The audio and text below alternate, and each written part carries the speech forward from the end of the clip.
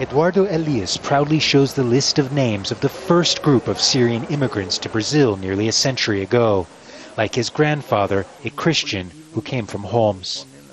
Elias, like many Brazilians who are of Syrian descent from his generation, has loyalty to Bashar al-Assad and is deeply troubled by what is happening in his homeland.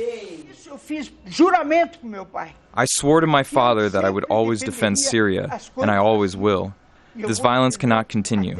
What is happening in Syria? It's foreign fighters that are attacking. It's Syrians in the opposition that are not thinking of their country, only power and politics.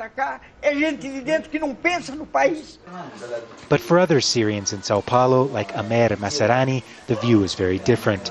He's lived in Brazil for 15 years and runs a network that provides social assistance to Syrians who have fled the recent violence and are now in São Paulo requesting refugee status. Masarani says the stories and photos of alleged crimes by the regime have left him with no other choice but then to want Assad gone. When I see these pictures of children dying every day, children that are buried, dead without a nose or without their face, without an eye, I imagine my children in that situation. What did he do? Is he to blame? No. Is his father to blame because he doesn't want Assad in power? Assad is killing his own people. Of the 4 million people in Brazil that are Syrian or of Syrian descent, there's a sharp split between the older generation that often favor Assad and the younger generation of more recent arrivals that often don't.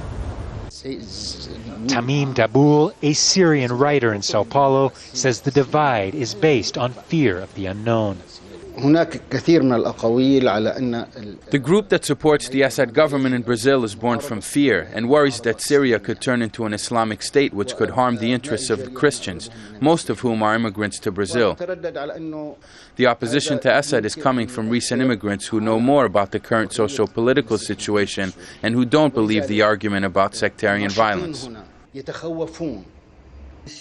Either way, both groups of people do share two things in common: a love for their homeland and a frustration in watching from so far away as it dissolves into further violence.